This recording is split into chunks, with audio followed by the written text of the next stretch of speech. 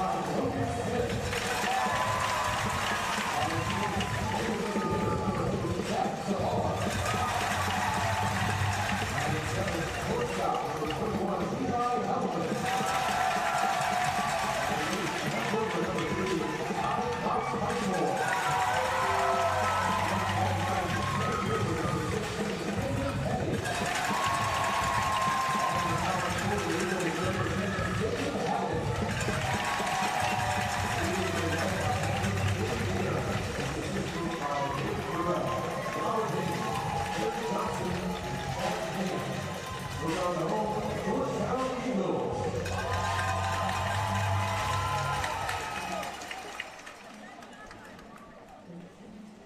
ladies and gentlemen, we ask that you please rise and put your caps as we honor America and the brave men and women who serve to protect our freedom, both at home and around the world, with the playing of our national anthem.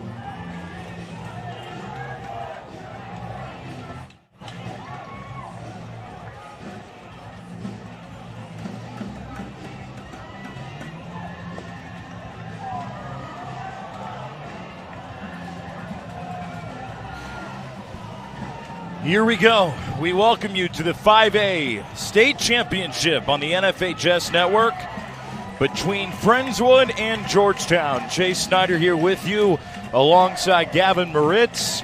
Should be a lot of fun today. It is a sea of blue here at Dell Diamond in Round Rock.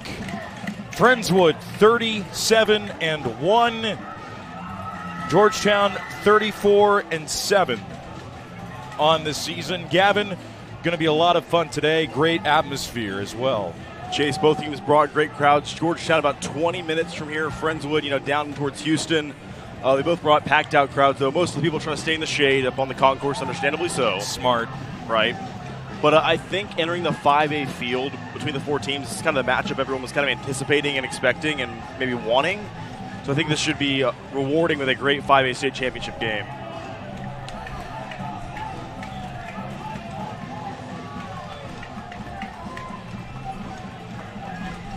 Friendswood, the away team today, the Friendswood Mustangs, wearing their blue tops. Georgetown, the designated home team today, wearing their white tops and white bottoms. On the mound today for Georgetown is Jacob Hayden. Leading things off, Dylan Maxey, first pitch. This is low and away for a ball, and we are underway.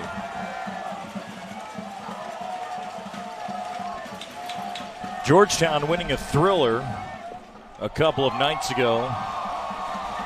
2 balls and no strikes. And what's interesting, Gavin, is that 5A is the only classification that gets a day off in between games. Right, that extra day of rest is definitely going to help, especially not only with just resting, but with scouting as well. Backhanded at second, over to first in time for the 4-3 putout. Maxey grounds out to E.J. Davis. 1 away here in the top of the first. Dylan Maxey leads things off. He'll be followed by Reed South, who's coming up to the plate now, the shortstop. Batting third, Boots Landry. Batting fourth, the DH, Dane Perry. Batting fifth, Ty Brantley.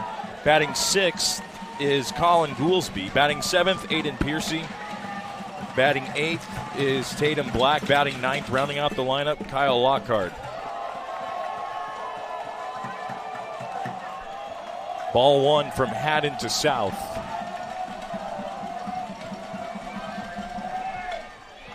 South over to short, backhanded by Hellman, and there's 2 outs. And Gavin, we talked about it the other day as well. Eli Hellman, very impressive at short for Georgetown. I was just about to say, Eli Hellman, the shortstop, made that look incredibly easy. That throw, the little backhand, and scoop it up and just throw it on a dot to first. It sounds easy enough. It looks easy enough when a guy like Eli Hellman does it. We've seen this tournament, though, some of those 6-3 and 5-3 putouts. It's not the easiest thing in the world across the diamond, but Hellman's one of those guys that makes it look easy. 2 outs now as Boots Landry digs in for the Mustangs. First pitch, strike 1.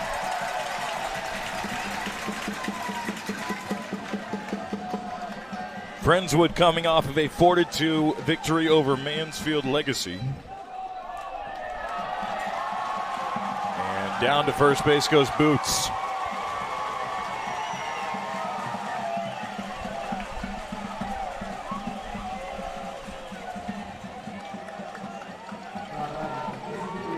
Landry hit by the pitch. And that now brings up the DH, Dane Perry. And obviously for Friendswood, you never really want one of your guys to get hit by the pitch, especially your 3-hole hitter and Boots Landry.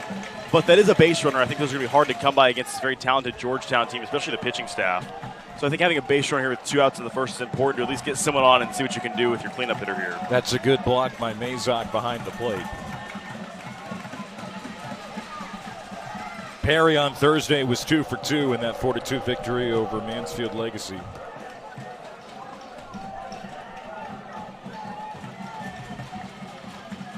Singled and tripled. Fine production from your cleanup hitter.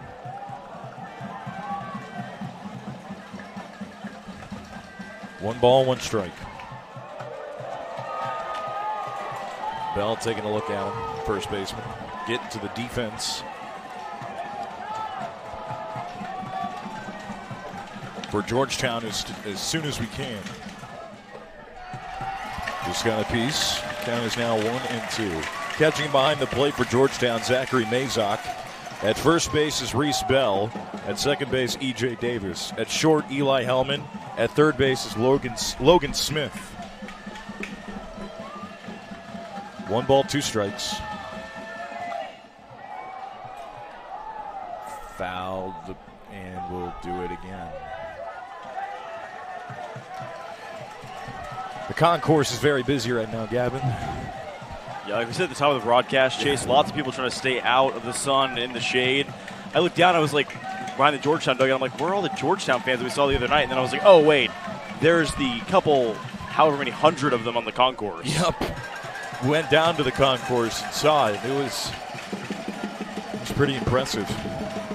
And Friendswood's crowd, for being all the way from, south part of Houston, kind of towards that area, very impressive crowd they brought here to Round Rock.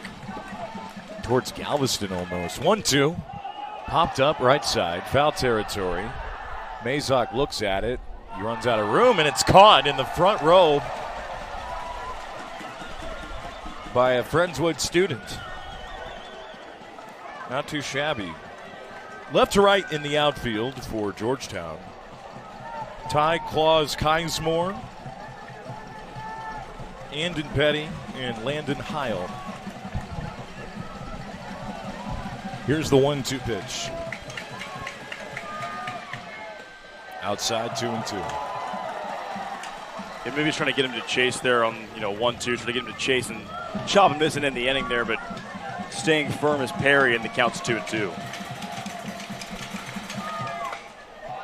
That's hard hit on a line to Smith at third base, and the inning is over. No runs, no hits, no errors. 1 runner left on base after Landry was hit by the pitch. We go to the bottom of the first. No score here from Round Rock.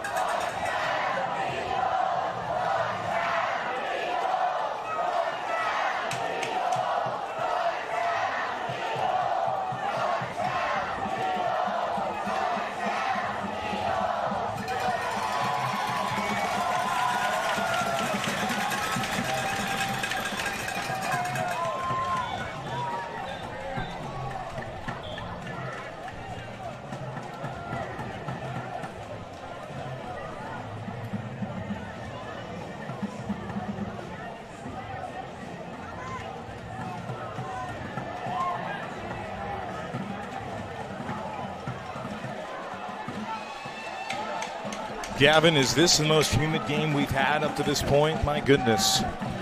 Yeah, humid, yes. Hot, up there. Yeah, I think it's the most humid. It is 98 degrees. Feels like 104 outside. At least we're partially covered and kind of in the shade up here. Yeah. Zachary Mazok will lead things off. He'll be followed by E.J. Davis and Landon Heil. On the mound tonight for Friendswood is Easton Toomis, and the first pitch is fouled away.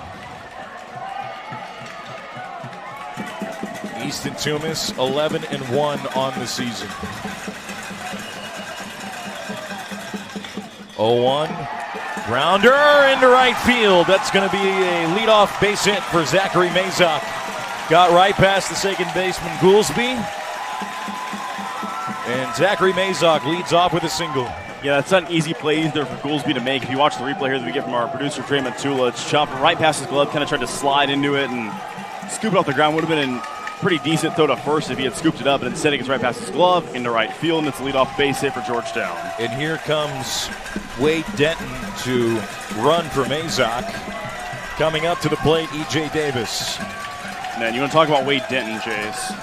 Incredible in the semifinals. Oh, man, he is lightning fast. Davis pulls back the bunt attempt. Takes ball one low and away.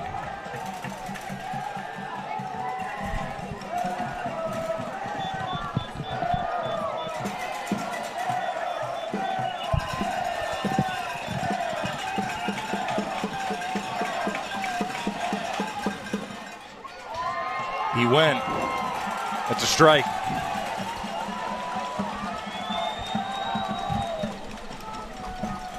One and one.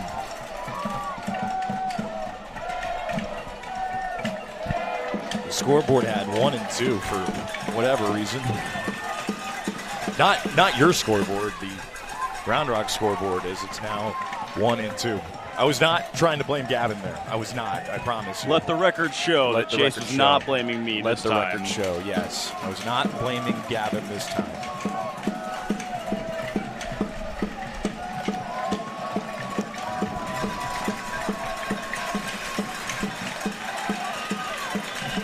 Here is the 1-2. Just missed outside. Count is now 2-2 on E.J. Davis. And that time, the 2-0 hitter, the second baseman, E.J. Davis, he just checked himself on a pitch that just missed. I mean, that was about as close as you can get without going, I'd say, to call third strike. Here is the 2-2. Fouled away. Heads up. Still 2-2.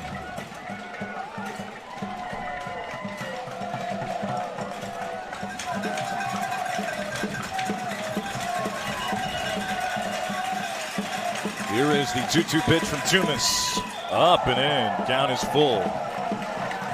Denton at first base, like Gavin was talking about, he was impressive in the 5-4 victory over Wakeland. Didn't allow any runs in 4 innings of work. No walks, 4 Ks, faced 14. Only allowed 2 hits. Yeah, and he's here running at first base already for Georgetown. He's the first, pinch runner that comes in. And, I mean, he's a versatile kid. Came in relief to pitch the other night, and he knocked my socks off, and he's in here to run at first base with no one out in the bottom of the first. Now he's making me put new ones on. Denton's going to take off. He got a great jump. Bouncing ball to third, scooped up, fired to first. In time, Denton goes all the way to third base. Like we said, he can fly. The jump he got was incredible. E.J. Davis does his job. There's now a runner 90 feet away. 1 out here in the bottom of the first.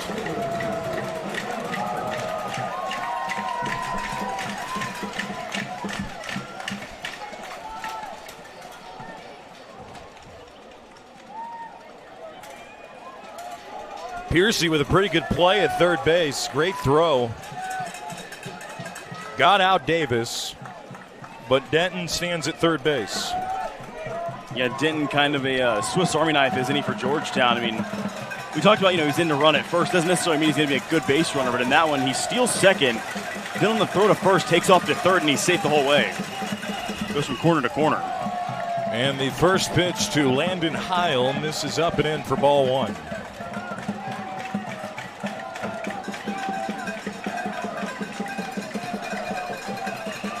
Heil went 1 for 3. Or 1 for 2, I should say. He flew out twice to center. But one of those flyouts was a sacrifice fly. It turned out to be big in the 5-4 victory. And then an RBI single in the 5th. Yeah, that was against a very good and scrappy Frisco Wakeland team as well. Absolutely. Foul back. And Gavin, it's our 14th game this weekend. If you can believe it. Here in Round Rock, still no foul ball. We got about 6.5 more innings. Yeah. Give or take. See what happens. 2 balls and a strike. Low and away. 3-1 now. And something to monitor, as we've talked about a lot this week, Gavin. The hands getting sweaty. Right. Losing control of the baseball. If you're on the mound, 3-1. Chopper into left field. 1-0 Georgetown in the bottom of the first. Landon Heil has his 3rd RBI in this state tournament. And Georgetown jumps out on top early. This routine chopper there into the left side between short and third goes into left. Nothing fancy about that at all. Scores the runner from third, and Georgetown jumps out to a 1-0 lead. Not much else to say there other than it was a good piece of hitting that just, he found the hole into the left side and scored the runner from third. That was easy. Throw back over to first, not in time, as Boots Landry, first baseman, comes up to the plate, 1 out.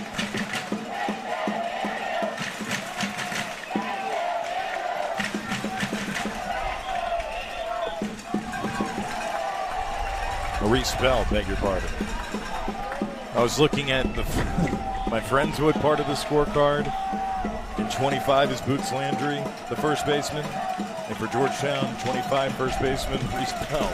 Not confusing at all. No. Especially with the uniforms. Not at all, no. Exactly. 1-0. Bell just got a piece. 1 ball, 1 strike. And by the way, how big was that steal from Denton? And then advancing to third base. It did it all in one trip, too. Yeah, all in one trip. And if he's only at second, if he doesn't take off from second to third on that throw over to first on what we'll call a swinging bunt, essentially, he doesn't score on that little chopper into left. Yeah, no. On the last at bat from Landon Heil. So it paid off in dividends, and now they're up 1-0. 1 ball, 1 strike, 1 out. Big hack and a miss. 1-2. Reason why I brought up, the hands getting sweaty. Right now it's 99 degrees. By the time we hit the 3 o'clock hour, it's going to be up to 101. The high today is 104. 1-2. Fouled away. Excellent cut. Fantastic cut. He's got a lot of power, that's for sure. Yeah, I'd say the Reese Bell, the first baseman, you look at him, you're like, he's probably batting cleanup for a reason, and that little foul ball in the right field territory towards the Cody Pool sign in the right definitely showed why he's got the cleanup spot in the lineup. That Pool sounds amazing right now. The 1-2. Swing and a miss. That's a big strikeout for Easton Toomis. 2 down. Hitting 88 on the radar gun. It's the first fastball I can remember in a while from Toomis. Most of his pitches have been off speed. He delivers big time with the heat. Yeah, how do you get the cleanup hitter out of there? Strike him out. You'd rather not have him put anything in play because with a power hitter like Reese Bell, you never really know what you're going to get. It could be over the head of the left fielder. It could be in the gap. It could be a little hard hit chopper over to short, but instead he strikes him out there and avoids any unnecessary complications on a ball that was hit anywhere. Runner goes. Pitch is fouled back. Just a little bit to the right of us. 0-1 as Logan Smith, third baseman, digs in. By the way, Gavin, Easton Toomis committed to the University of Houston, so he doesn't have to go very far for his collegiate studies. Staying home. Staying home.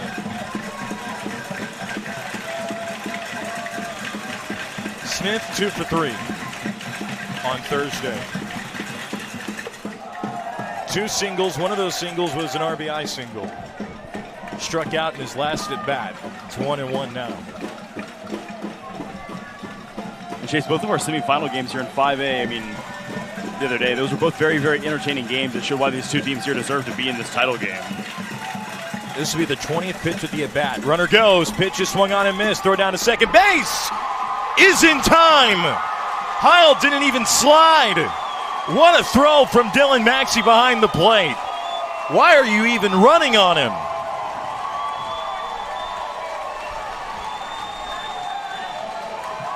Not even close. Not even close. Why try to slide? Exactly. We're through 1-0 Eagles.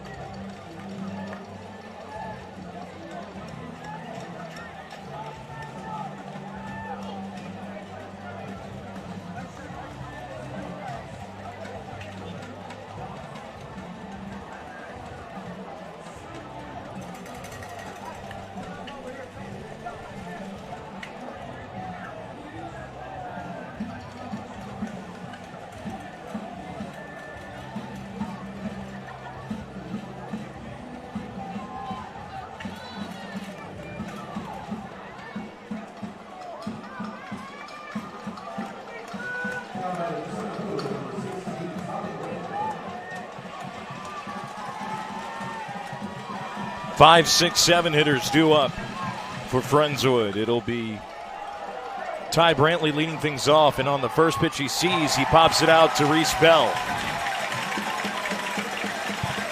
Right at the foul line, 1 out. As Colin Goolsby, the second baseman, is coming up. Yeah, I've seen some routine pop-ups chasing this tournament, and we'll leave it at that are, haven't really been caught or, been dropped or something. And that's not even just in one game. That's happened in multiple games we've seen in this tournament, even at some of the higher levels.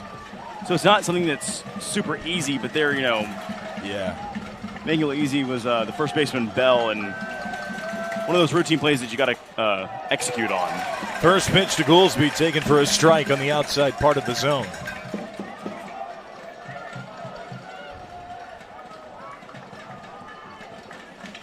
Oh, 1. Off-speed pitch. Got him going after a pitch, low and in. And 71 is off-speed for Haddon, yeah.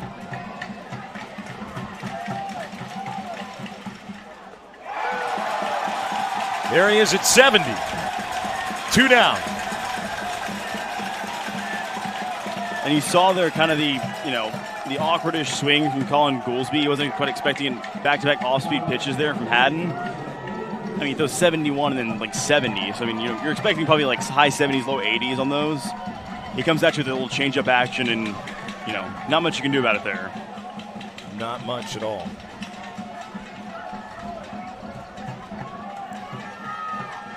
Here's Aiden Piercy. Strike 1.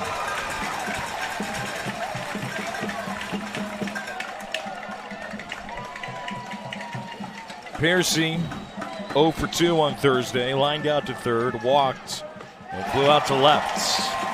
And he's already down in the count, 0-2.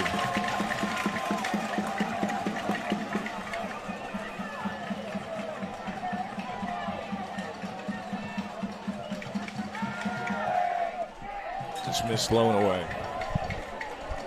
Yeah, and that's one with 0-2, no one aboard, 2 gone. You can probably afford to get him try to chase on outside. Exactly what Haddon did there, and he didn't quite chase. He just checked himself. Here's the 1-2. Fouled back.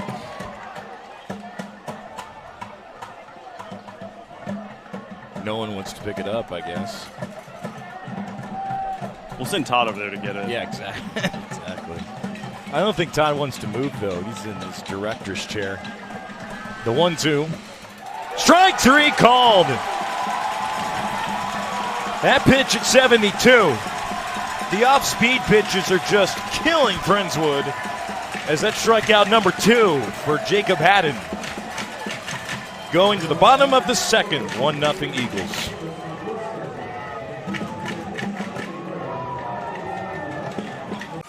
With Academy Sports and Outdoors, you can take outdoor fun to a whole new level with just a touch of a button. Because there's so much to discover on the Academy app. Create your dream outdoor living space that gets the whole family out there spending time together. Master new recipes with just the right amount of heat and the perfect spice or seasoning. And give the kids even more ways to play. Great times are waiting. Download the Academy Sports and Outdoors app today.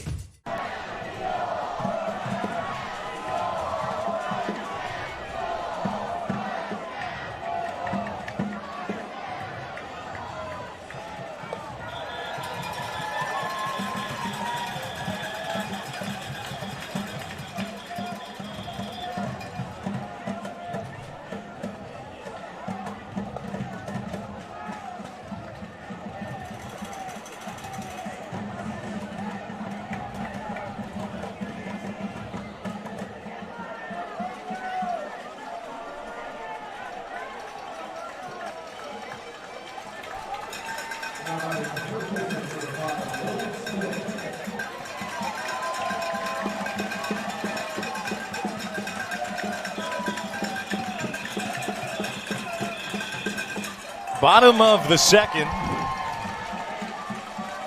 And Easton Toombs' first pitch to Smith comes in at strike 1. 5, 6, 7 hitters due up for Georgetown. Logan Smith, Zach Zavala, and Eli Hellman.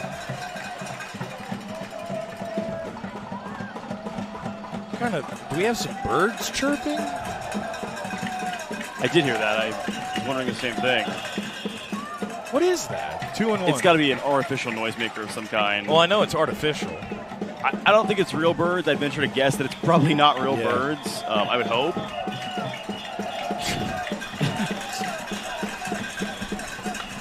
Smith sends it high in the air to left. Back goes Lockhart at the track. It's gone! The first home run of the state tournament belongs to Logan Smith.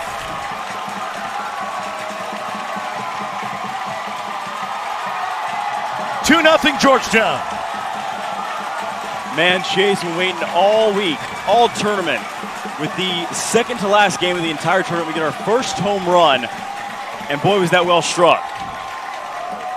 He crushed it. Incredible. We said runs would be hard to come by in this game and that they need to, utilize their base runners well. Well, out the window with that, let's start taking Toombs yards. I think it bounced off the rail. It did. It bounced off the rail and kind of went up and then right back down. Yeah. That doesn't happen much to Toombs either. No. Smith saw a pitch he liked and crushed it. And he sprinted all the way around the bases because he thought the ball was still in play. And that's heads-up base running, I guess you'd call it. I mean, if you think it's still in play, you get to sprint all the way around. I mean, because, if you're wrong, you're going to get thrown out. Yeah. If you sprint all the way around, it's a home run, really no harm, no foul, and you're up 2-0 like they are right now. He got every last bit of that one. As soon as I saw Lockhart go back, I was like, oh, that's gone. And I think the wind carried it a little bit, too. As you can see the flags, Gavin, moving right to left. Right. Exactly where he hit it, too. Right and to left. Right up on the grassy knoll above the left field wall. What a well-struck ball as Zach Zavala comes up to the plate for Georgetown. First pitch from Toombs. Strike one.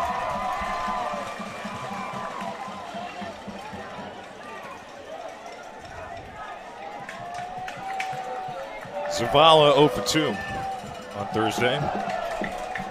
1 ball and 1 strike. Let's see how, Easton Toombs responds to this one. He doesn't give up home runs really much very often, so it'll be interesting to hear how he responds. Yeah. 1-1. 1 ball and 2 strikes.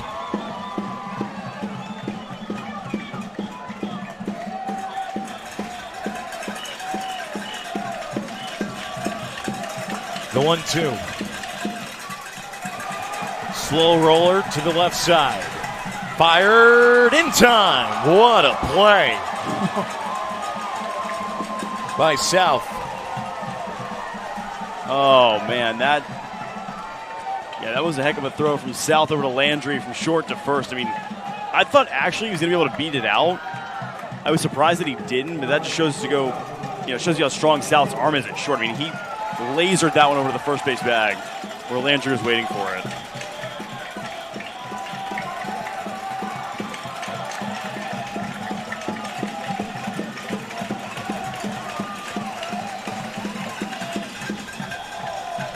And Chase, last night we were saying in the last game between Heath and San Antonio Reagan, they both had extremely talented right fielders. Right. I feel the same way with the shortstops in this game. We're going to talk about South and Hellman.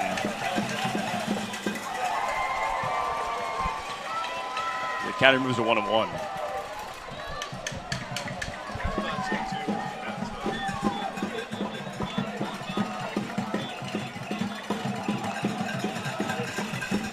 One pitch. This is up and away, 2 balls and a strike. We were just talking with the UIL umpire official.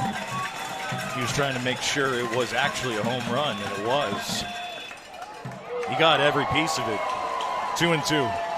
Thing that made it look odd was that it bounced off the rail and came back in. That's how hard it was hit. Right. 2 balls and 2 strikes on Hellman, the shortstop. 2-2 to Eli. Hellman swung on and missed. On an 80-mile-per-hour slider, low and away. 2 down. Yeah, and he gave up a home run to Toomas to start the inning. So it's like, we'll see how he responds, right? Back-to-back outs featuring a pretty big strikeout, I'd say, there of Eli Hellman, who we were just raving about a couple seconds ago, comparing to shortstops, saying how incredible both of them are. Hellman and Reed South, and he strikes him out there. It's a big punch-out. That is a huge, huge punch-out. Trying to limit the damage.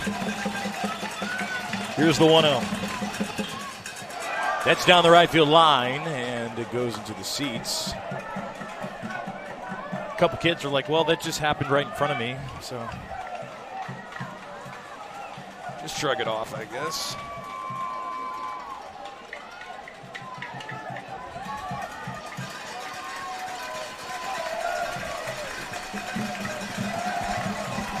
One ball and 1 strike. Chopper over the head of Toomas, charging in is South. He's got it. And staying on the bag is Landry for the 3rd out of the inning. What a great job by Boots Landry to keep his foot on the bag to end the inning. Full extension. Full. Be back in a moment.